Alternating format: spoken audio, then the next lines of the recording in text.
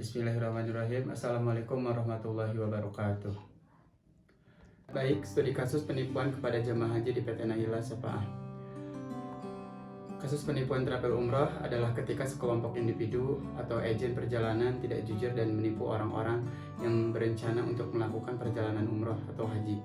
Penipuan semacam itu dapat melibatkan tindakan seperti pengambilan uang pembayaran perjalanan dari calon jemaah, tetapi tidak menyediakan layanan yang dijanjikan atau menghilang tanpa jejak setelah menerima pembayaran. Selanjutnya akan dibacakan ataupun dipresentasikan oleh rekan saya, dipersilakan.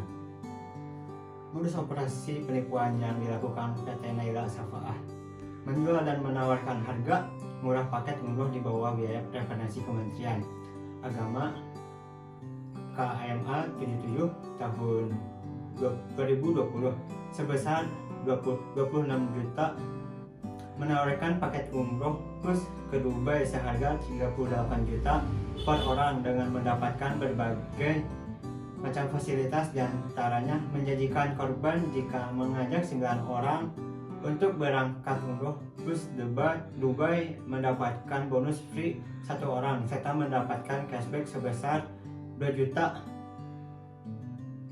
Faktor-faktor yang membuat calon jemaah rentan menjadi korban penipuan dalam perjalanan umroh: yang pertama, kurangnya informasi dan pemahaman; yang kedua, penyediaan perjalanan yang tidak terpercaya; yang ketiga, tipu muslihat harga murah; 4, komunikasi yang buruk oleh pegawainya; yang kelima, teknik manipulasi emosional. Nah, ini dampak dari penipuan travel umroh terhadap calon jemaah secara finansial dan emosional. Yang pertama, adanya dampak finansial. Penipuan travel umroh yang menyebabkan kerugian finansial yang besar bagi calon jemaah. Yang kedua, adanya dampak emosional. Tentunya penipuan dalam perjalanan umroh juga berdampak pada emosional calon jemaah yang mereka mungkin mengalami kecewaan yang mendalam dan kehilangan keyakinan terhadap agen perjalanan. Yang ketiga, adanya gangguan spiritual. Nah, di sini calon jemaah yang menjadi korban penipuan travel umroh juga mungkin mengalami gangguan spiritual.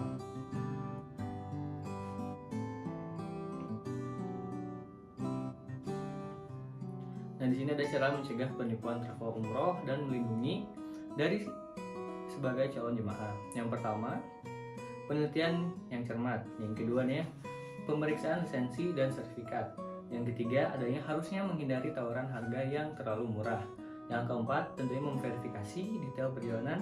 Yang kelima, gunakan metode pembayaran yang aman. Yang keenam, simpan semua dokumen dan kontrak secara aman. Yang ketujuh, berkomunikasi secara teratur. Yang kedelapan, waspada terhadap tanda-tanda penipuan. Nah, ada pun langkah-langkah yang diambil oleh pemerintah untuk mengatasi kasus penipuan travel ini. Yang pertama, ada perketat regulasi.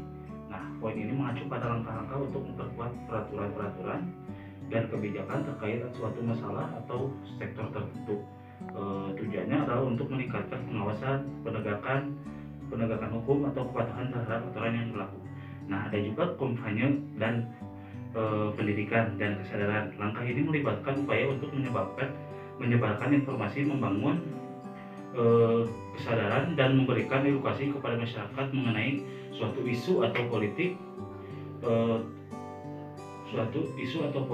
untuk di masyarakat. Yang ketiga, ada kolaborasi dengan otoritas.